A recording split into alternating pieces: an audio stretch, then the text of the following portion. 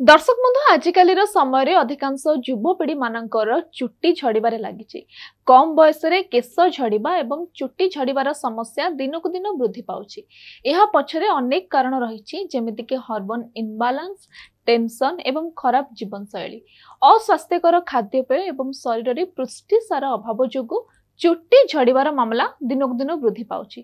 तेबे अनेक विशेषज्ञ मानक मतरे किछि विटामिन रो अभाव केश झड़बार मूल कारण अटे।